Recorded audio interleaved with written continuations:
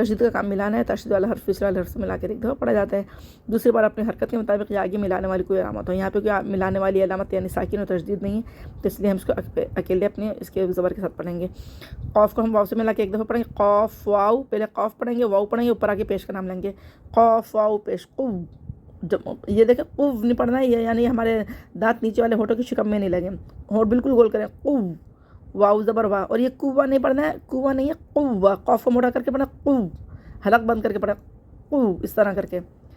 قو، واو زبر وا، قوا، جماؤں کے ساتھ پڑھیں، قوا، مشدد حرف کو جماؤں کے ساتھ پڑھتے ہیں کیونکہ اس کے اندر دو حرف چھپے ہوئے ہوتے ہیں، قوا، تا دو زیر تین، قوتن۔ اب وقف کی صورت میں کیا ہوگا کہ دو زیر حالت وقت محذوف ہو جائیں گے، اور یہ گول تا جو ہے، یہ گول تا یہ ہا ساکن سے بدل جائے گی، گتا یعنی ختم ہو جائے گی اور ہا ساکن ہو جائے گا، تو ہم کیا کریں گے، قوتن۔ وقف کی صورت میں کیا کریں گے، قوہ، دو زیر بھی ختم ہو گئے، تا بھی ختم ہو گئے، تو ہا اکیلا باقی رہ گیا، ہا ساکن ہو گیا، تو قوتن، قوہ۔ یہ بہت زیادہ پڑھنے میں آتا ہے، ولا حول ولا قوت الا باللہ العلی العظیم ہم پڑھتے ہیں، تو اسی طریقے سے جماعوں کے ساتھ پڑھنا، قوتن، قوہ۔ قوت کا مطلب ہے ہم اردو میں بولتے ہیں طاقت، قوت جو ہوتی ہے۔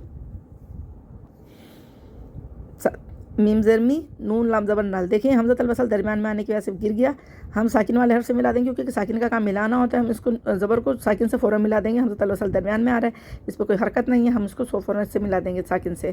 می نل، مینل جلدی پڑھیں گے، ہا کو ہا زبر ہا ہم پڑھتے لیکن آگے یا مشدد، اور تشدید کا کام ملانا ہے، ہم تشدید والے حرف سے پیچھے والے حرف کو ملا دیں گے، ہا یا زبر، اس کے ہجے کیا ہوں گے، ہا یا زبر حی، پیچھے سے ملا کے پڑھیں گے، من الحی، یہ حج حج ایسی آواز نہیں آنی چاہیے، یہ غلطی ہوتی ہے، جو لوگ غلط پڑھ رہے ہوتے ہیں، پڑھا رہے ہوتے ہیں، تو ان کی غلطی ہے، تو اپنی غلطیاں درست کر لیں تو یہ ان کے لیے آسانی ہوگی، کیونکہ قرآن کو بالکل صحیح طریقے سے پڑھانا بہت ضروری ہوتا ہے، تو اس میں ج کی آواز نہیں آئے گی، حی جماؤ دینا ہے لیکن ج کی آواز نہ آئے، من الحی